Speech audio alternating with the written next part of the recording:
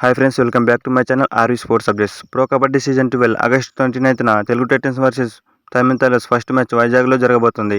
మరి వైజాగ్ లీగ్లో తెలుగు టైటన్స్ ఎన్ని మ్యాచెస్ ప్లే చేసింది గత సీజన్స్లో, విన్నింగ్ పర్సెంటేజ్ ఎలా ఉంది, రికార్డ్స్ ఎలా ఉన్నాయనేది ఈ వీడియోలో ఫుల్ డీటెయిల్స్ అయితే చూడబోతున్నాం.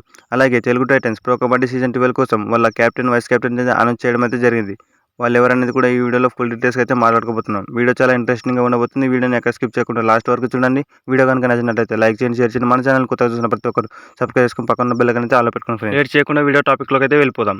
సీజన్ 1లో తెలుగు టైటన్స్ వైజాగ్ లీగ్లో 4 మ్యాచెస్ అయితే ఆడడం అయితే జరిగింది.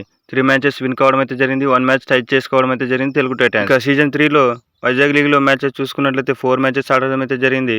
2 మ్యాచెస్ లాస్ కావడం అయితే జరిగింది. 2 మ్యాచెస్ విన్ కావడం అయితే జరిగింది తెలుగు టైటన్స్. లాస్ట్ సీజన్ 6లో ఆడడం అయితే జరిగింది వైజాగ్ లీగ్లో తెలుగు టైటన్స్. 6 మ్యాచెస్లో 3 మ్యాచెస్ లాస్ కావడం అయితే జరిగింది. 3 మ్యాచెస్ విన్ కావడం అయితే జరిగింది తెలుగు టైటన్స్. వైజాగ్ లీగ్లో సీజన్ 1, సీజన్ 3, సీజన్ 6 ఈ 3 సీజన్స్లో 14 మ్యాచెస్ ప్లే చేయడం అయితే జరిగింది. 8 మ్యాచ్ విన్ కావడం అయితే జరిగింది. 1 మ్యాచ్ టై చేసుకోవడం అయితే జరిగింది.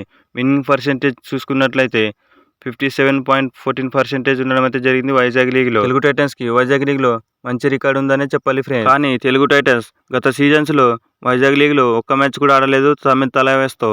మరి చూడాలి ప్రో కబడ్డీ సీజన్ 12లో ఫస్ట్ టైం వైజాగ్ లీగ్లో Tamil versus Telugu Titans first match అయితే జరగబోతుంది.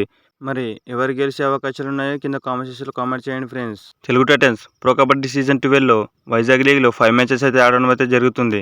మరి 5 మ్యాచెస్లో ఎన్ని మ్యాచెస్ విన్ అయ్యే అవకాశాలు ఉన్నాయని కింద కామెంట్ సెక్షన్లో కామెంట్ చేయండి ఫ్రెండ్స్. ఇక Telugu Titans captain, vice captain చూసుకున్నట్లయితే సీజన్ 11లో పవన్ కుమార్ శరవత్ లేనప్పుడు విజయ్ మాలిక్ టీంని ముందుండి నడిపించడం అయితే జరిగింది.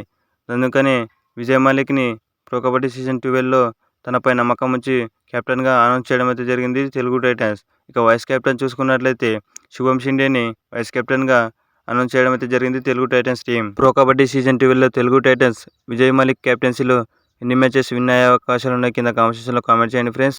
ఇది ఫ్రెండ్స్ ఇవాళ వీడియో కనుక నచ్చినట్లయితే లైక్ చేయండి, షేర్ చేయండి. మన ఛానల్ని కొత్తగా చూసిన ప్రతి ఒక్కరు సబ్స్క్రైబ్ చేసుకుని పక్కన బెల్ ఐకాన్ అయితే ఆల్ పెట్టుకుని ఫ్రెండ్స్. ఇలాంటి pro kabaddi season 12 latest updates miss కాకుండా అయితే చూడొచ్చు. Thanks for the watching. Next వీడియోతో మళ్ళీ కలుద్దాం.